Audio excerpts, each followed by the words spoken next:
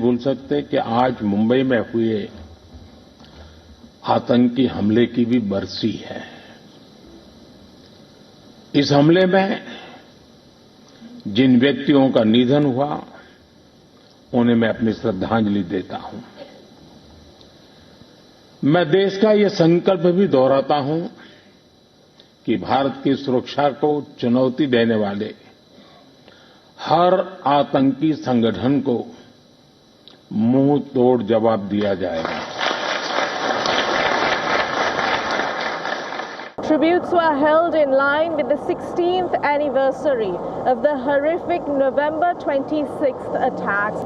16 years on, Pakistan still continues to be a safe haven for terrorists that continue to wreak havoc in the Indian subcontinent. Hello there and welcome to Inside South Asia with me, Dasuni Atawda, and let's take a look at what we have in store for you this week.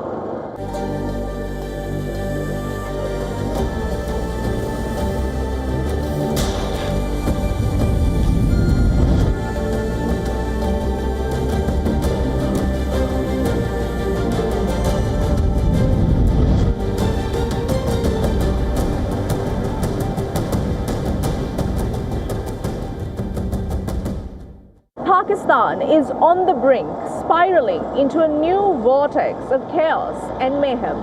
In a fierce offensive, party members of now imprisoned former Prime Minister Imran Khan have stormed into the country's capital against the imprisonment of the former Prime Minister, as well as crying foul against the existing government. Law and order and stability, amongst other troubles in Pakistan, are all thrown to the wind.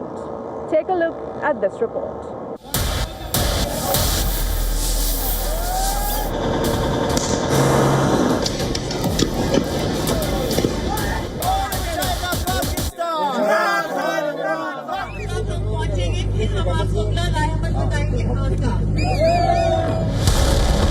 Tear gas and rubber bullets rule the roost, extending even to live arms.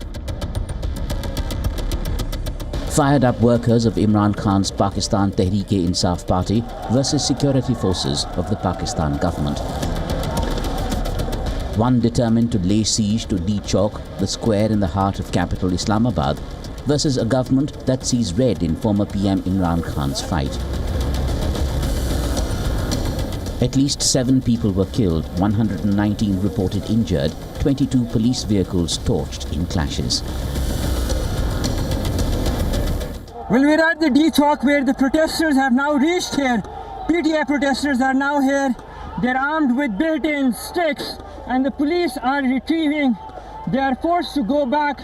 They've been forced to go back by the protesters. As you can see, the police are on one end and the protesters are now completely here at the D-Chalk. It won't be wrong to say that the protesters are, that's some aerial firing that is being done, constantly being done on the protesters and by the protesters.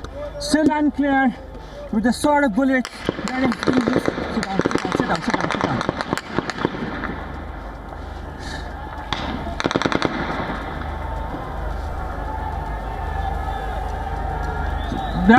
That's what you see is happening right now at the D-Chalk, where there's intense use of tear gas shells, fire, bullets, whether it's serial fire or direct fire, it cannot be verified.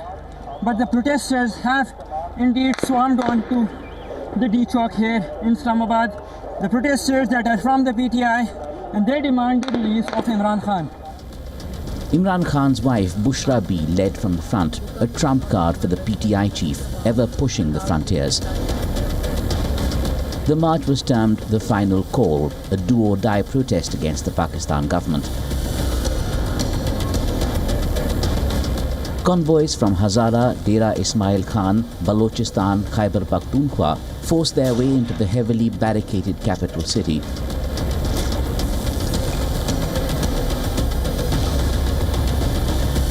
"20,000 marchers determined to have their way." जितनी रुकावटें ये खड़ी कर सकते हैं खड़ी करें, हमने पीछे नहीं हटना. They can throw as many obstacles as they want, but we won't back down. Despite their attempts to shut down the country for 3 days, our resolve remains unwavering. We are determined to overcome their stubbornness and ego, which seeks to keep our people subjugated and enslaved. We believe in the power of self-determination through our votes, and we won't rest until we have defeated the forces of oppression. Under the leadership of Imran Khan, we'll press on towards true freedom. उनको शिकस्त देंगे, हम हकीकी आज़ादी की का जो सफ़र है वो इमरान खान की सरबराही में मुकम्मल करेंगे. It's the fiercest wave of protests unleashed by Imran Khan yet, and the government can feel the heat.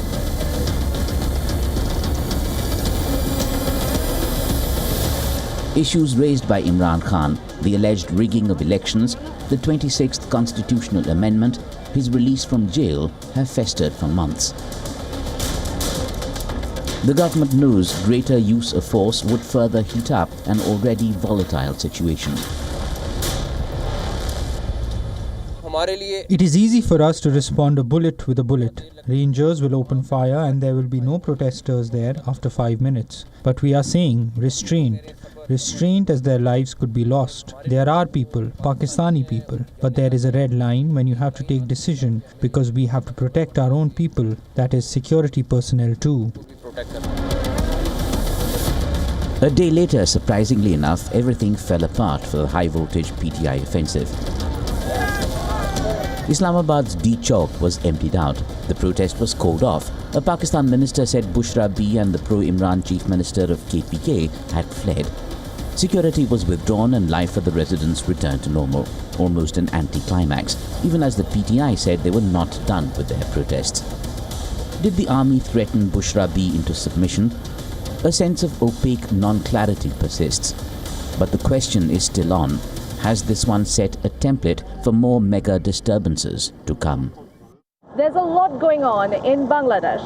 The student body that was behind the mass agitation in the country that led to the ousting of Sheikh Hasina has now said that they will be forming a political party next year.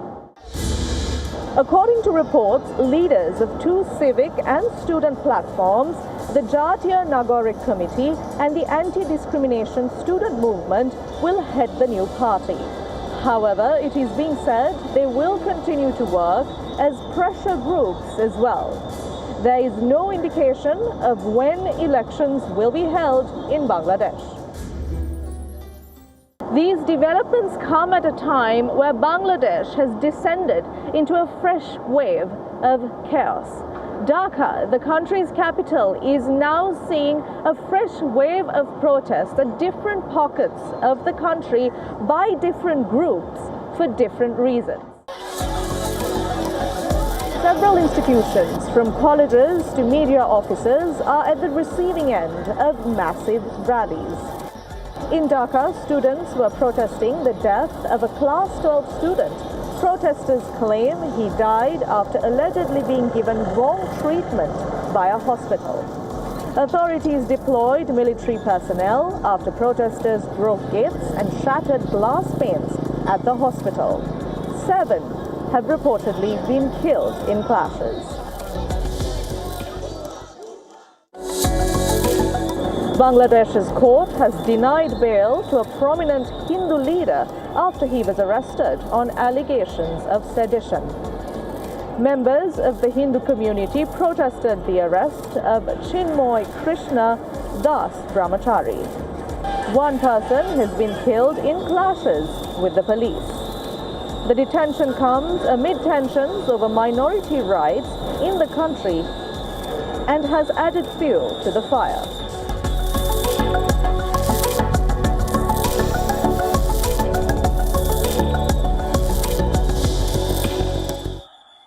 Staying with Bangladesh, there appears to be an insurgency from within at Cox's Bazaar, where a lot of Rohingyas are seeking refuge at. Many youth of Rohingyas appear to be joining forces to fight alongside the Arakan army, the same army that destroyed much of the state of Rakhine. Take a look at this report.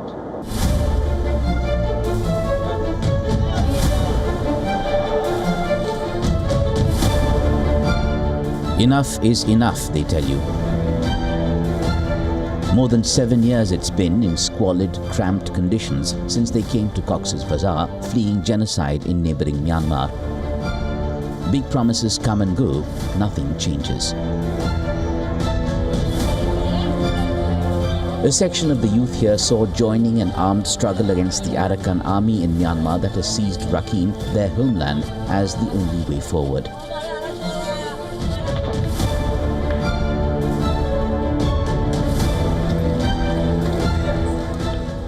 A lot of us gathered on the other side of the Naf river. We went to fight. We fought for Allah, not to show off to anyone. We were leading a peaceful life here, living on refugee nations.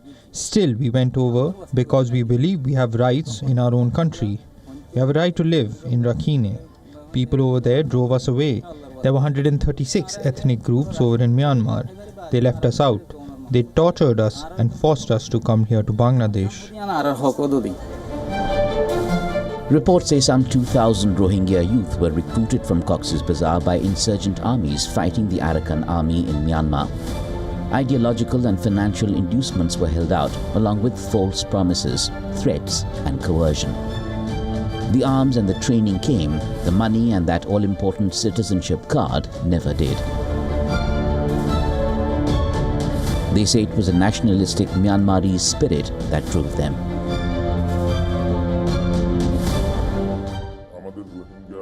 When I was fighting alongside the junta army, I felt these were the same people who raped and killed our mothers and sisters. And the people I was fighting against were the reason our nation was ruined completely. Our main enemy was not the Myanmar government, but the Rakhine community. In Cox's Bazaar, the world's largest refugee camp, some 500,000 children know nothing other than the misery they've seen all their lives. Little has changed for the Rohingya refugees under the post-Hasina administration. Different faces behind old promises. Despite hosting the Rohingyas with great empathy, a densely populated Bangladesh has been incurring much in terms of social, economic, environmental costs. Clearly, Bangladesh has reached its limits. Therefore, as much as Bangladesh engages in humanitarian aspects or ensuring justice, repatriation of the Rohingyas remains the only sustainable solution to the protracted crisis. For the Rohingya, joining insurgent groups in Myanmar to fight the Arakan army towards fulfilling the ultimate goal of returning to the homeland is a reflection of desperation. But on the question of their actual return home,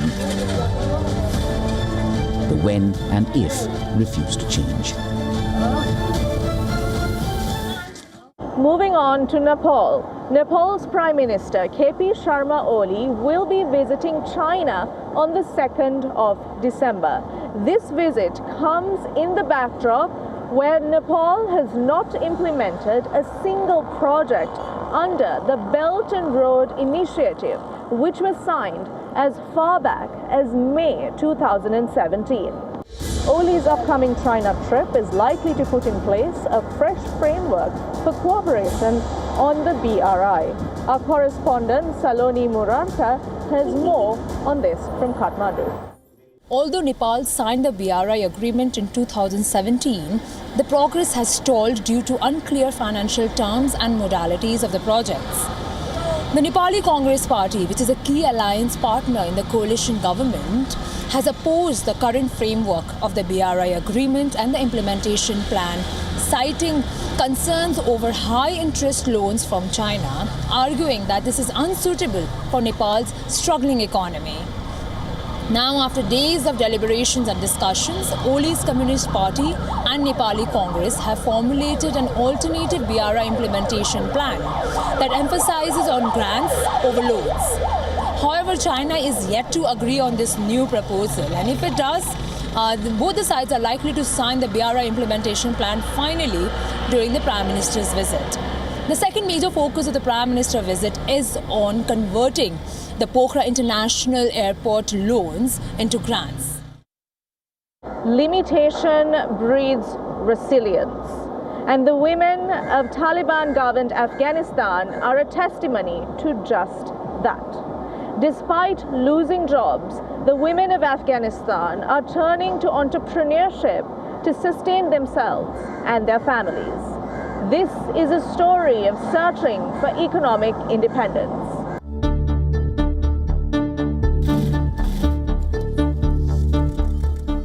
After the Taliban's return to power in 2021, Afghan women faced severe restrictions, including a ban on secondary education and a sharp decline in employment opportunities. Prior to the takeover, women accounted for 26% of public sector workers, a number that has since dwindled to near zero. Amid this economic and social turmoil, many Afghan women have turned to entrepreneurship as a way to support their families and regain independence. For example, Zainab Ferozi, who invested her savings in a carpet weaving business in Herat, now employs a dozen women who lost their jobs or were forced to abandon their education due to Taliban policies.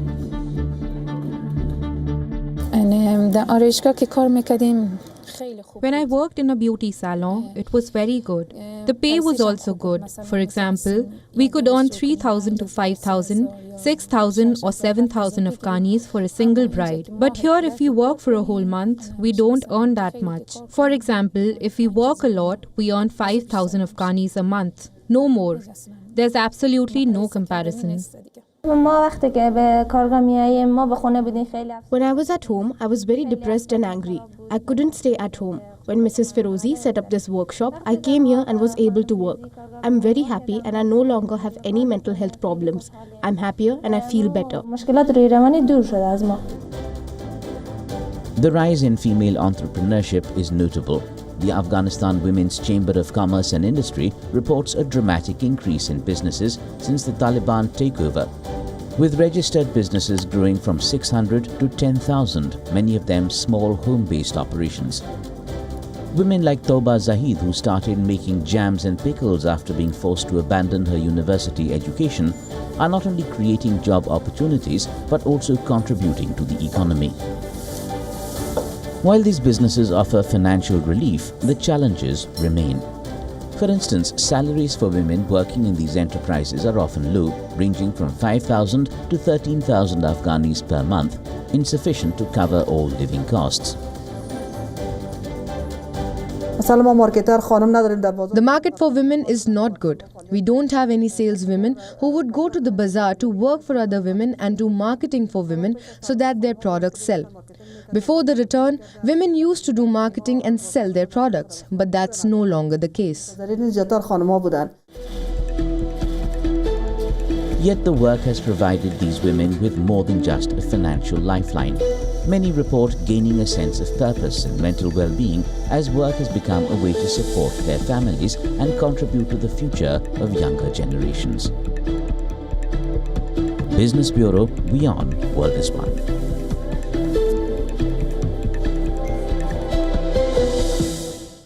Have you ever heard songs on vinyl records?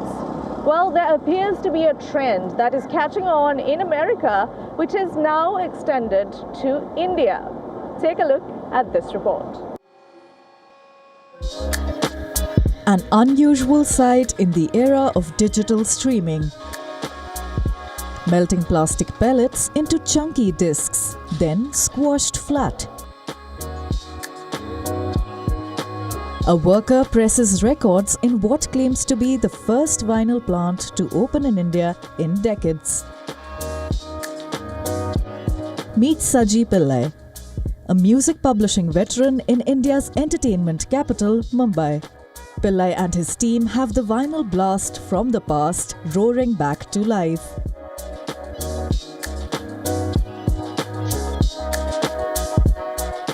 There is a particular kind of category of people who they still love, they're collectors, and then I realized all across the globe it's really picking up, and we wanted to start a vinyl record plant in 2015, but then it was a very tough decision. People around us discouraged, you're going to spend a lot of money, burn your money, so don't take that risk. It needs a lot of old hands to run because the technology is pretty old. The 58-year-old entered the music industry as vinyl was just going out. He spent the last few years importing records from Europe for his music label clients. The revival of retro records among Indian fans mirrors a global trend that has seen vinyl sales explode from the United States to Britain and Brazil. In 2022, according to the Recording Industry Association of America, vinyl records officially surpassed CDs as the most popular physical recorded music format for the first time since 1987 in the United States. 41.3 million units were sold versus 33.4 million units for CDs. Since 2007, vinyl record sales have increased year on year, a trend that still shows no signs of fading. As a result of the way things have been going for India, there's a huge interest in India. It's in many ways considered the final frontier for a lot of companies from the outside, right? Because China seems to be hitting some level of plateau, whereas India is looked at the next big thing. There is a growing interest in the retro format, and megastars including Taylor Swift, Billie Eilish and Harry Styles have sent pressing plants around the world into overdrive. Pillai is pinning hope on a similar trend, but he hopes for a revival with a focus on Indian artists from Bollywood to indie pop. However, in India, the scale of revival is far smaller, in part due to lower household incomes. Remember, vinyl record systems do not come cheap. A decent turntable, sound system and 10 records cost 50,000 to 100,000 rupees. That's between $600 to $1,180. The lower end of this is more than double the average monthly salary. But for those who can afford it, the old system will offer a new experience. The fact is, there is a growing interest. At a small roadside store, 62-year-old Abdul Razak is the bridge between India's old vinyl culture and newer fans. Selling up to 400 second-hand records each month to customers aged from 25 to 75. He sells records for 550 to 2,500 rupees or $6.5 to $30 and believes new vinyl pressed in India will prove popular if it is priced within that bracket. जो समझो ना मेरे पास 25 years से 75 years के I get customers ranging from 25 years old to 75 years old. The younger crowd usually prefers the Beatles, Queen or rock bands, while the older generation prefers rock and roll, classical jazz or blues. या फिर classical music है, jazz music है, blues music है, वो सब मांगते हैं. It's more than just music. It's the nostalgia and a comeback that is striking all the right notes.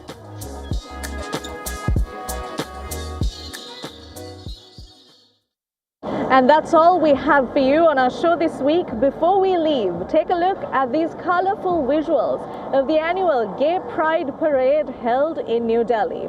For the WION team, I'm Dasani Atauda, and I will see you next week.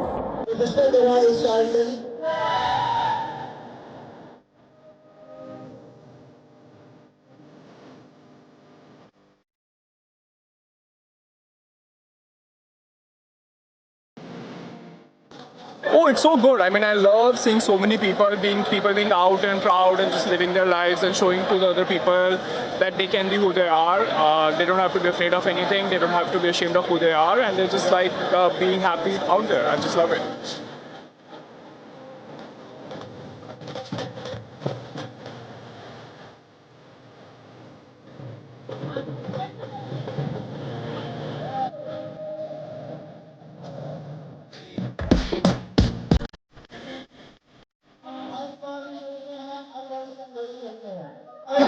Sex marriage allowed नहीं है तो लोग अपने partner को खुल के बता नहीं सकते अपनी फैमिली को. कुछ फैमिली वाले अलाउड कर देते हैं, भले ही समाज में उनको दर्जा दिया जाए या ना दिया जाए, लेकिन फैमिली अगर एक्सेप्ट कर लेती है तो वो बंदे शादी कर पाते हैं. अगर फैमिली भी एक्सेप्ट ना कर पाए तो उन पे केसेस हो जाते हैं, उन पे मार पिटाई होती है. वो चीज़ हम लोग नहीं चाहते हैं कि हो. तो अगर जल्दी जल्दी ये लॉ बन जाएगा तो सब लोगों को बहुत खुशी होगी. Basically it is just कि भाई हमें आज़ादी चाहिए. We are getting our संविधान के rights, हमारे पास हमारे संवैधानिक जितने भी rights हैं वो हैं, but still society is not able to accept us, and that is something जो कहीं ना कहीं बहुत ज़्यादा गलत है.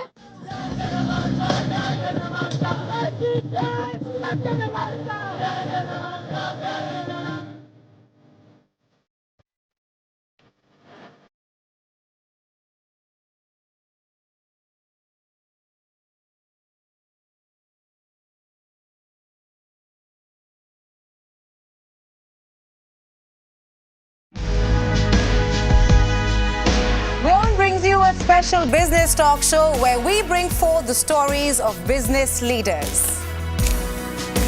From breakthrough technologies to visionary leadership, we will unlock the trends, the tactics, and dive into the minds of the industry's most influential leaders.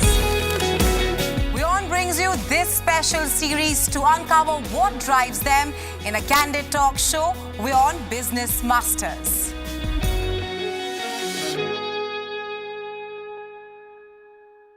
WION Health Resort is unique, the only one of its kind.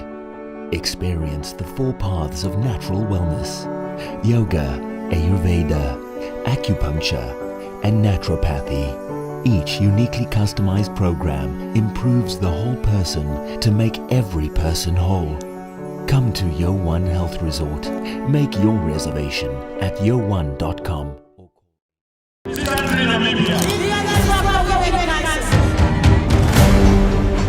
Will Namibia be the next country in Southern Africa to kick out a political party in power since independence? Namibians ponder over that dilemma as they gear up for the general elections. Ugandan opposition figure Kizza Besigye appears in a military court in Uganda days after he was reported missing during a book launch in Kenya. His wife fears he will not get justice in the military court. And in Cape Town, it's a baboon fiesta. Hundreds of Chakma baboons roam Cape Town's seaside village of Simon's Town, creating a nuisance. That's this week on Wild of Africa, at these times on WION. Wild is one.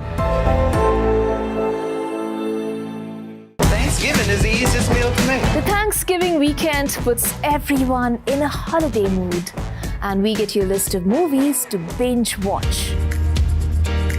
Hi, this is Jessel Tank and you're watching me on WION. Meet Jessel Tank, the real housewife of New York City,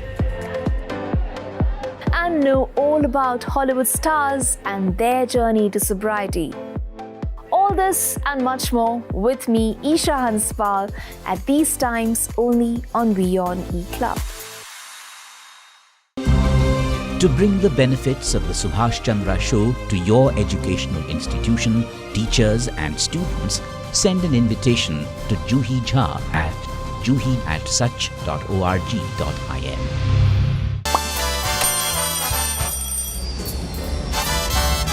Vielleicht nur als 5%.